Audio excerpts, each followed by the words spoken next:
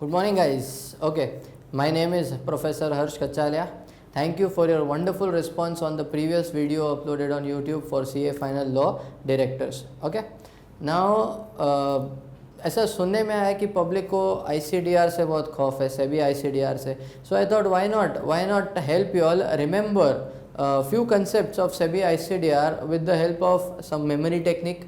ठीक है, तो I just made an attempt to help you all remember some concepts with the help of memory technique. Let's see if it is helpful to you. जैसे पहला chapter जो अपने SEBI ICDR का है, talks about bonus issue. Bonus issue मतलब company अगर bonus issue करना चाहता है तो किस तरह से कर सकता है. There are 9 conditions as you must be aware. There are 9 conditions and these 9 conditions are cumulative conditions. Clear. So SEBI ICDR bonus issue का 9 conditions we are talking about. ये 9 कंडीशंस जो है दीज आर क्यूमुलेटिव कंडीशंस, मतलब हर एक condition satisfy होना मांगता.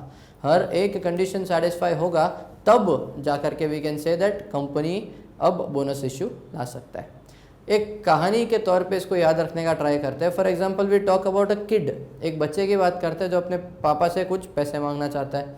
पैसे pocket money की बात नहीं कर रहे हैं, पॉकेट मनी से beyond, over and above pocket money कुछ पैसे मांगना चाहता है. ठीक है, तो एक बच्चा जो अपने पापा से पैसे मांगता है, पापा मेरे को पैसे चाहिए. पापा ने बोला कितने पैसे चाहिए. कितने पैसे चाहिए. बोले देखो पापा मेरा पॉकेट मनी 50,000 रुपया है. अज्यूम करो मेरा पॉकेट मनी 50,000 रुपीज़ है, जिसमें से आप मुझे 30,000 ऑलरेडी दे चुके हो. बरोबर. 50,000 पॉकेट मनी है, 30,000 ऑलरेडी दे चुके हो. बैलेंस कितना बचा. बैलेंस 20,000 बचा. बरोबर. तो पापा 20,000 तो आप मुझे दोगे ही वैसे भी, बट मुझे 20,000 नहीं, मुझे और 50,000 चाहिए. अब मुझे और 50,000 चाहिए, मीनिंग बैलेंस जो 20,000 बचा उसमें 30,000 और ऐड कर दो.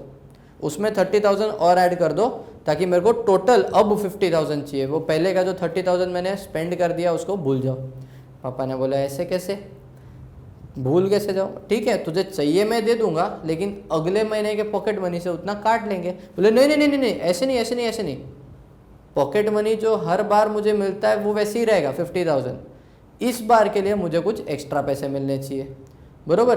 तो पापा ने बोला ठीक है ये हम देंगे शायद, लेकिन उससे लिए पहले दादाजी को पूछना पड़ेगा.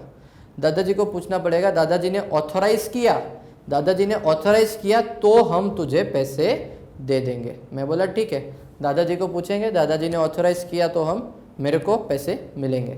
ठीक है, बस नंबर याद रखना. पहले 50,000 इज माई पॉकेट मनी, उसमें से 30,000 मैं ऑलरेडी ले चुका हूँ. 20,000 लेना बनता है, बट मुझे एक्स्ट्रा 30,000 चाहिए. मतलब मुझे अब आफ्टर टेकिंग 30,000 मुझे और 50,000 का रिक्वायरमेंट है. Clear. Okay, now coming back. पापा पूछ लीजिए दादाजी को. पूछा दादाजी को, दादाजी ने बोला अपना बच्चा है दे दे. बट रूल ऐसा है हमारे यहाँ कि अगर एक्स्ट्रा ऐसे किसी को इमरजेंसी रिक्वायरमेंट पड़ता है तो मैक्सिमम 25,000 हम एक्स्ट्रा देते हैं. मतलब my authorisation to collect money is additional 25,000.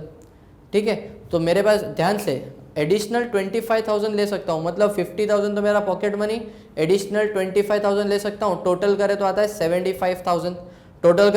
75,000. अब मेरे पास 30,000 मैंने ऑलरेडी लिया हुआ है, 20,000 बचा, मुझे और 30,000 चाहिए. बरोबर. Logically my total comes to additional 30,000 के साथ 50 का पॉकेट मनी, एडिशनल 30, 80,000 मेरे पास आ जाता है. But I am authorise only to take up to 75,000. पापा ने बोला मैं तुझे दूंगा लेकिन 75,000 तक की दे सकता हूँ, मतलब एडिशनल 25,000 दे सकता हूँ. तुझे चाहिए एडिशनल 30,000, वो मैं नहीं दे सकता because I am not authorised. Your authorised capital is not enough. मैंने बोला तो थोड़ा ऑल्टरेशन का क्लॉज होता है. ऑल्टरेशन अगर नहीं है तो चाहिए तो थोड़ा ऑल्टरेशन करके दे दो.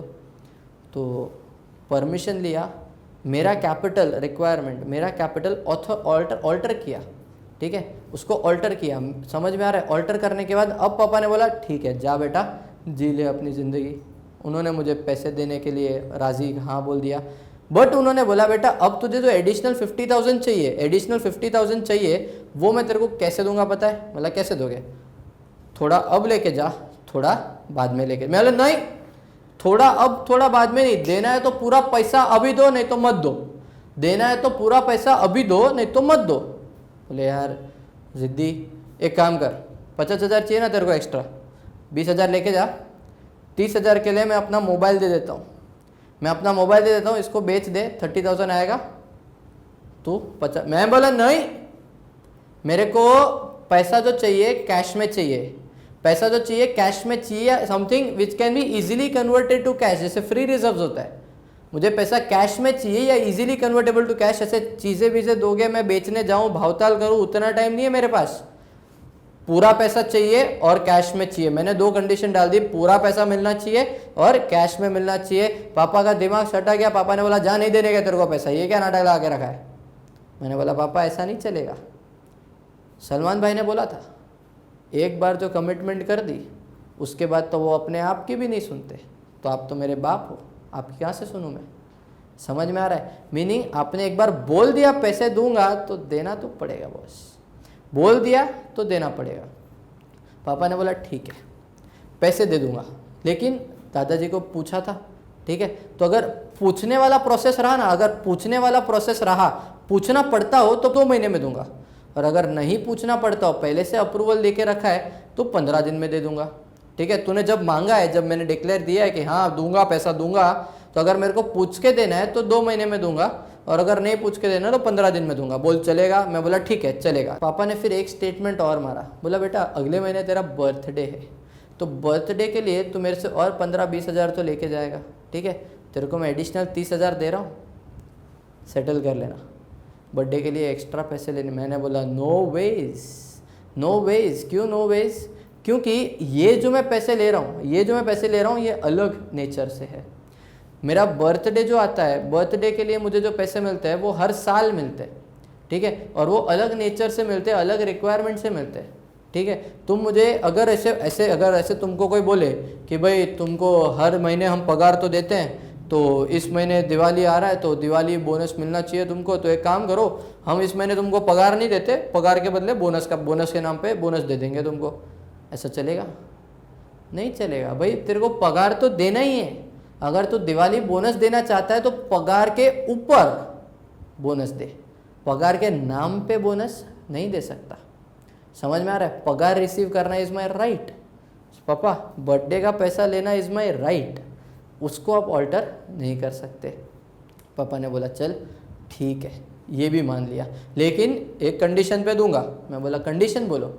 कंडीशन ये है कि शर्मा जी से मैंने कुछ पैसे लिए थे, पापा ने कुछ पैसे लिए थे, तो बोले मेरे को उनको जो पैसे देने हैं, पहले लायबिलिटी जो है पहले वो लायबिलिटी क्लियर कर देता हूँ, शर्मा जी के पैसे क्लियर कर देता हूँ, उसके बाद जो बचेगा उसमें से मैं तुझे दूंगा। मैं बोला हाँ चलेगा, दिस इज़ लॉजिकल पापा, नो प्रॉब्लम, चलेगा। लेकिन पापा एक और चीज़, अगर आप मुझे पैसे दे रहे हो ऐसे एक्स्ट्रा वाले, तो आपको मेरी वो फियोन्से को भी देने पड़ेंगे। हैं? फियोन्से को क्यों देने पड़ेंगे? पापा अपना रूल फैमिली मेम्बर्स के लिए है। तो हाँ वो शादी थोड़ी हुआ है तेरा फैमिली में। पापा शादी नहीं हुआ, फैमिली मेम्बर नहीं बनी, लेकिन पोटेंशियल फैमिली मेम्बर तो है। पोटेंशियल फैमिली मेम्बर तो है, मतलब आज अगर वो फैमिली मेम्बर नहीं बनी क्योंकि पापा आपने शादी नहीं करवाई, करवा दो शादी। समझ में आ रहा? तो मेरी तो कोई गलती नहीं है उसमें, उसके अंदर पोटेंशियल तो है अपनी फैमिली मेम्बर बनने का। मतलब उसको भी अगर पैसे चाहिए वो भी आपसे मांगेगी, तो उतने पैसे आप पहले से अलग करके रख देना उसके लिए, ठीक है? बोले ओके। ये होते अपने 9 कंडीशंस ख़त्म। कंडीशंस का रिकैप लेते अपन ध्यान से। पहले मैंने पापा को बोला पापा मेरा जो 50,000 पॉकेट मनी माइनस 30,000 जो मैं ऑलरेडी दे चुका हूँ, बचा 20,000 मुझे मिलना चाहिए। मैंने बोला 20,000 नहीं, मुझे 50,000 चाहिए, मतलब 30,000 एक्स्ट्रा चाहिए। एक्स्ट्रा के लिए पापा ने बोला दादाजी को पूछना पड़ेगा। तो दादाजी को पूछना पड़ेगा मतलब दादाजी मतलब कंपनी, अपने घर के सबसे ओल्डेस्ट, सबसे मेन कंपनी के पॉइंट ऑफ व्यू से सबसे ओल्डेस्ट, सबसे मेन कंपनी का आर्टिकल्स ऑफ एसोसिएशन। मीनिंग दादाजी को पूछना पड़ेगा का मतलब तुम अगर इस तरह से बोनस का पेमेंट, मुझे जो 30,000 मिलेगा बोनस ही है, तुम अगर कंपनी में किसी को ऐसा बोनस इशू करना चाहते हो, कंपनी में बोनस इशू करना चाहते हो, तो तुम्हारा AOA ऑथोराइज करना चाहिए। तुम्हारे AOA ने ऑथोराइज किया तो तुम बोनस इशू दे सकते हो। AOA ने ऑथोराइज किया तो बोनस इशू दे सकते हो। अब AOA ने ऑथोराइज किया तो बोनस इशू मुझे मिलेगा, लेकिन कितना मिलेगा? बोला था मैक्सिमम 25,000 एक्स्ट्रा दे सकते हैं, मैक्सिमम 25,000 एक्स्ट्रा दे सकते हो। ओके एक मिनट, मैक्सिमम 25,000 एक्स्ट्रा दे सकते हो, लेकिन मुझे तो चाहिए 30,000, तो मिलेगा कैसे? मैंने बोला एडिशनल ऑल्टरेशन कुछ करके दो, तो मैक्सिमम 25,000 एक्स्ट्रा मिलेगा, मतलब my authorised capital, I am authorised to take 25,000 extra. My authorised share capital stands to 50 + 25 75,000, जिसमें से 50 तो मेरा पॉकेट मनी है, बचा 25,000, बरोबर. बट अगर मुझे ऑथोराइज शेयर कैपिटल से ज़्यादा चाहिए तो I have to alter the MOA, alter the MOA and increase the authorized share capital. समझ रहा है? Meaning first point, your AOA must authorise, दादाजी का authorisation. Second, your authorise share capital should be enough to accommodate the bonus issue. अगर नहीं है तो alter कर देना MOA को, बरोबर. थर्ड, पापा ने मेरे को क्या बोला, पापा ने मेरे को बोला ठीक है ऑल्टर कर दिया, जा बेटा जी ले अपनी जिंदगी, पैसे ले ले, लेकिन थोड़े अभी दूंगा, थोड़े बाद में दूंगा, थोड़े. मैंने बोला नहीं, सारे के सारे पैसे एक साथ अभी के अभी मिलने चाहिए. मतलब पार्टली पेड अप शेयर्स दोगे तो नहीं चलेगा, all the shares should be fully paid up. All the shares should B, मेरा पहले मेरे को शेयर्स पड़े हुए, मेरे पास ऑलरेडी पहले कोई शेयर्स पड़े, all the shares should be fully paid up. All the shares are fully paid up, हो गया, okay. All the shares are fully paid up. पापा ने बोला ओके चल पूरा का पूरा दूंगा, लेकिन कैश नहीं है मेरे पास, तो मोबाइल बेच के बाकी का पैसा. मैं नहीं, कैश में देना है तो दो, नहीं तो मत दो. ये सब ऐसा क्या है, मोबाइल बेचने, बार्गेन करने कौन बैठेगा. Meaning the bonus should be paid by पप्पा, by the company out of free reserves only. Free reserves मतलब easily convertible into cash. Bonus should be receive paid out of free reserves only including securities premium, excluding asset revaluation reserve. Including securities premium, excluding asset revaluation reserve. Clear एकदम. फिर पापा का दिमाग खराब, बोले ये क्या ला के रखा है, पूरा पैसा दो, पूरा पैसा दो, आधा आधा नहीं चलेगा, कंडीशन मोबाइल नहीं बेच के मेरे को कैश में नहीं देने का बोनस. मैंने बोला पापा, सलमान भाई कमिटमेंट नहीं चलता. Meaning bonus once declared has to be paid.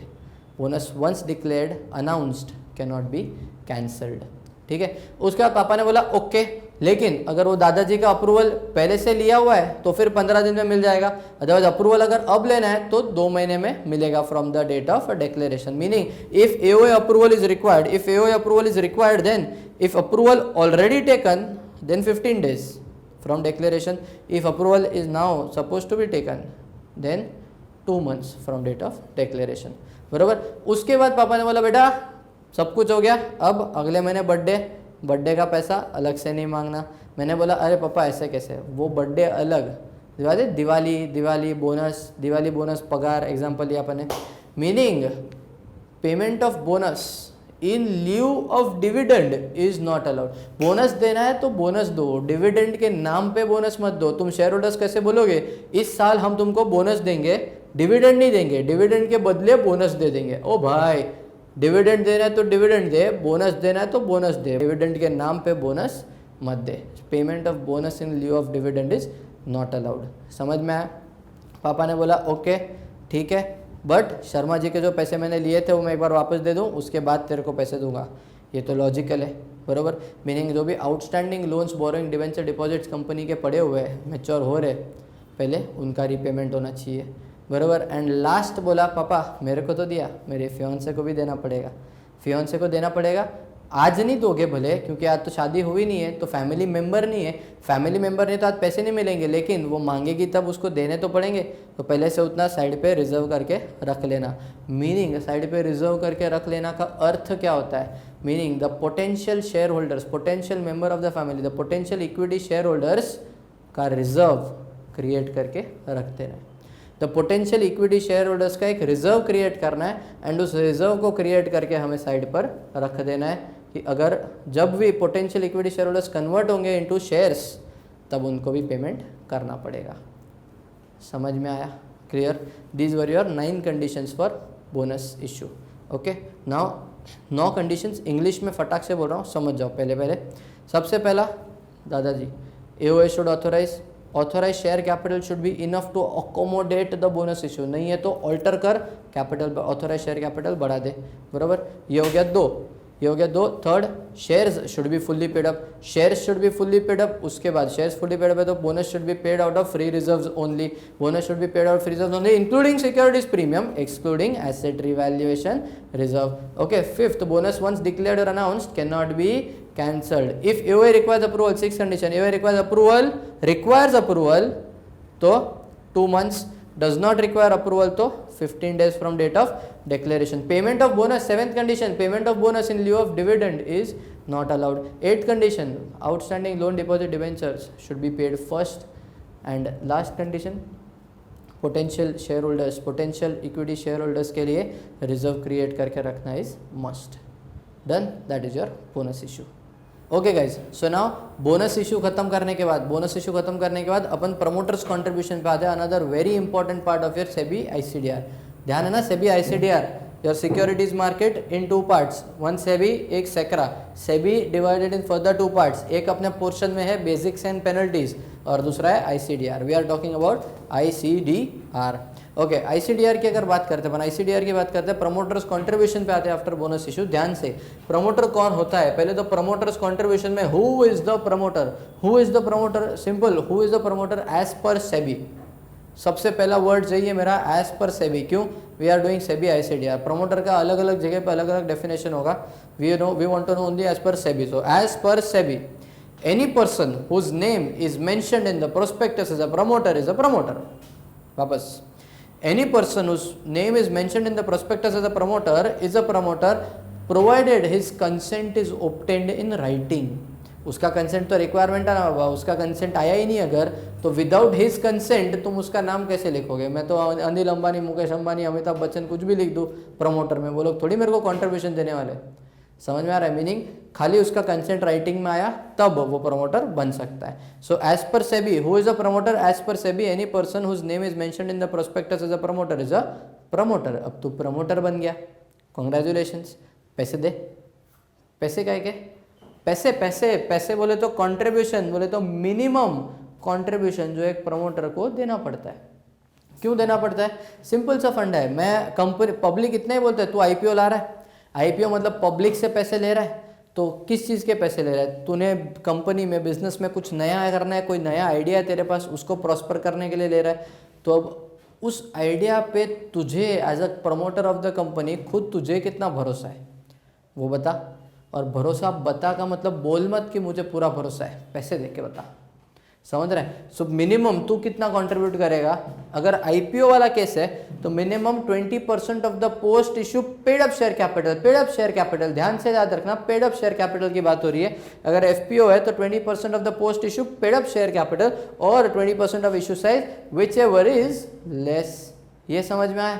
ये तो हो गया मिनिमम. मेरे को ज्यादा देना है तो तू दे ज्यादा, बिंदास दे ज्यादा, more than 20% they. But anything given in excess of 20% will be treated as per the ICDR guidelines on preferential allotment. Anything in excess of 20% will be treated as per the ICDR का guidelines on preferential allotment. मतलब जो सबके साथ सुलूक होता है ना, सबके साथ, सारे शेयर होल्डर्स के साथ, वही सुलूक तेरे साथ होगा अप टू 20% ऑफ कॉन्ट्रीब्यूशन. इससे ऊपर तू जितना भी देगा वो प्रेफरेंशियल अलॉटमेंट गाइडलाइंस के हिसाब से कवर होगा. समझ में? ठीक है, तो मैं ऊपर का प्रेफरेंशियल अलॉटमेंट गाइडलाइन के हिसाब से कवर होगा, लेकिन कितना देना पड़ेगा मेरे को? मैक्सिमम कितना दे सकता हूँ? Maximum you can give is 75%. ध्यान से, उधर post issue paid up share capital था, it is 75% of issue size.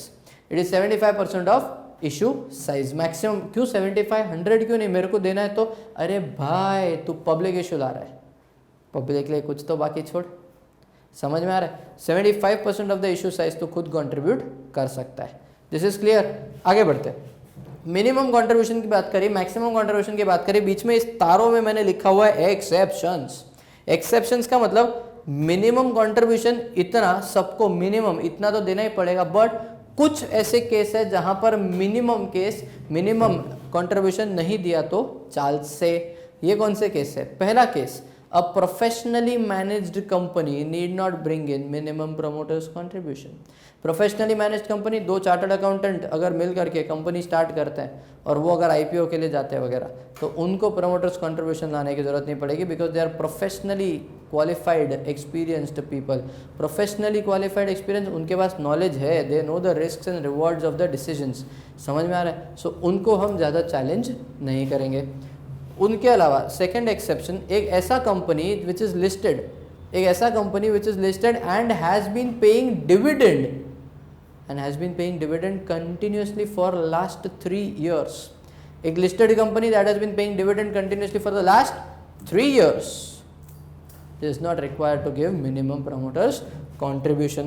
Done. Then when to bring the money. अब प्रमोटर को बोला, प्रमोटर तूने बोला 20% मैं दूंगा.